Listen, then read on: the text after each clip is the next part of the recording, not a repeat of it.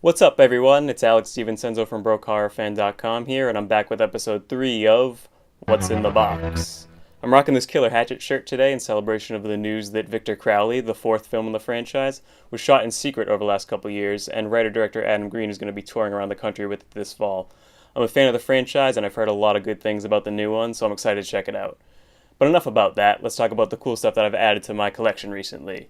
And before I get to that, as a token of my appreciation, I have a little giveaway for you guys today, so be sure to stay tuned for the rest of the video. I'm starting off with a big one today, and it is Hail to the Chin, Further Confessions of a B-Movie Actor, the new memoir by Bruce Campbell.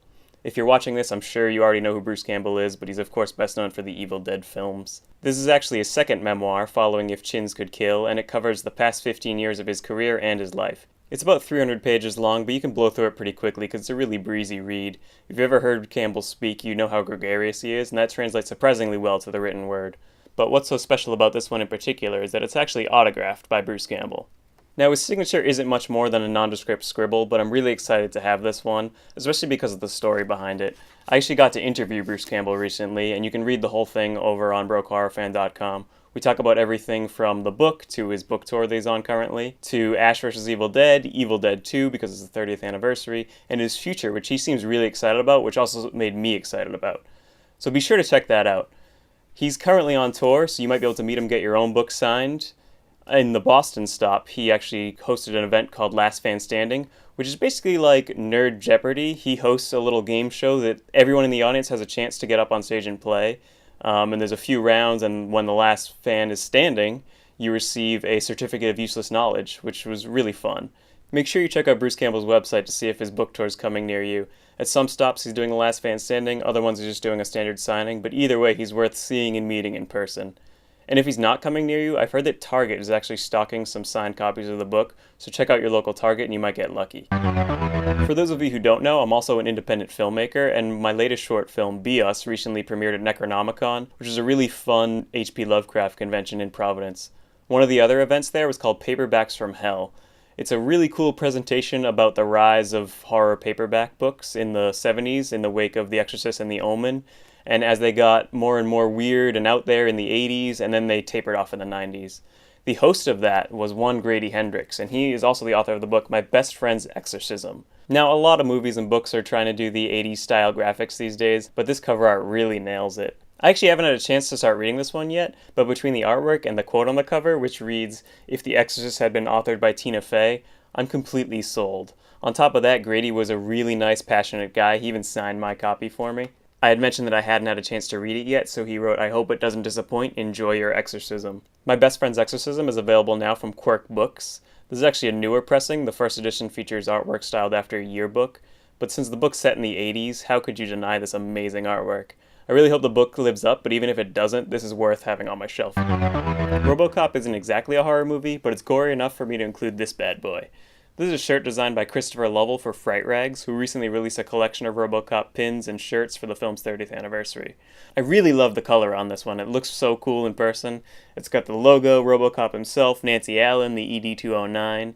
It's missing the Melting Man, which is of course one of the most memorable scenes in the movie. However, Fright Rags did release both a shirt and an enamel pin featuring him. I always recommend Fright Rags for your horror shirts, or horror-related shirts as the case may be. They're super soft and comfortable, and you really get what you pay for. There are a lot of great companies out there that restore horror films for Blu-ray releases, but I'm not sure any of them put quite the time or effort that Synapse Films does. Because of how much goes into each release, they only end up releasing a handful of movies a year, but they get a lot of great titles and each one looks amazing. Case in point, the new release of Phenomena, aka Creepers, which is one of Dario Argento's best films. It received a limited edition steelbook release earlier this year, but now it's getting a standard, more affordable Blu-ray release. It includes 3 different cuts of the movie. The original Italian version of Phenomena, which runs 110 minutes, the US version under the title Creepers, which runs 83 minutes, which cuts out a lot of stuff, but if you ever saw the movie on VHS, that's probably the version you saw, or a hybrid cut featuring footage of both that clocks in at 116. I've only ever seen the original Phenomena cut, so I'm excited to check out the other two and see how they compare. As you can see inside, this is a 2-disc set. Both of them are Blu-rays, and they both feature young Jennifer Connelly on them. This was their second movie, and she stars alongside Donald Pleasance from the Halloween films. The first disc features the hybrid cut I mentioned, as well as the Creepers cut, and the second disc features the international cut. as well as a bunch of extras, including a documentary about Dario Argento. The artwork's reversible, so you can also show off the Creepers artwork as well. Whichever version you prefer, this is absolutely worth picking up if you're a fan of Italian horror. It's another classic giallo from Dario Argento. It features a great score by Goblin, and it looks amazing in high definition. I'm really excited to see what Synapse does with Suspiria, which is coming out restored in 4K in honor of its 40th anniversary soon, so be sure to pre-order that steelbook before it's gone. Up next is another Synapse release, but it's actually a newer movie, and it's called The Creep Behind the Camera. It's a biopic about Vic Savage, the director of The Creeping Terror, which is a terrible movie that most people only know from its appearance on Mystery Science Theater 3000. Apparently he was this crazy criminal who basically conned a bunch of people to give him money to produce this great horror movie, and that was what he ended up with. Synapse did you a great service by including The Creeping Terror on the disc as well, and it's been restored in 2K, so it looks better than ever. The Creep Behind the Camera can be equated to Tim Burton's Ed Wood. It's a classic case of the making of a movie being more interesting than the movie itself, but you don't have to choose anymore because you got them both right here. Two of my favorite horror movies from last year hailed from South Korea. Train to Busan, which had a lot of buzz behind it, and The Wailing, which not quite as many people were talking about, but I actually liked it even more. South Korea has another hit on their hands with a movie called Bluebeard. This movie actually broke the record for best March opening in the history of South Korean cinema earlier this year, and now it's available in a Blu-ray DVD combo pack from Wellgo USA Entertainment. It's a pretty cool serial killer thriller. It has some Hitchcockian psychological vibes, but told through an Asian cultural lens. I enjoyed this one, and I think you will too.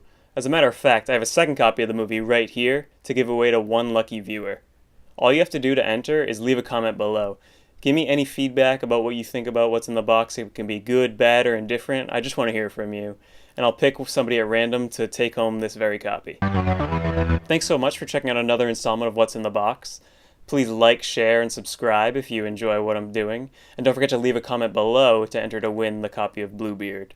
I've got a lot of books to read and movies to watch, so keep an eye on BrokeHorrorFan.com for my review, and I'll see you next time on What's in the Box.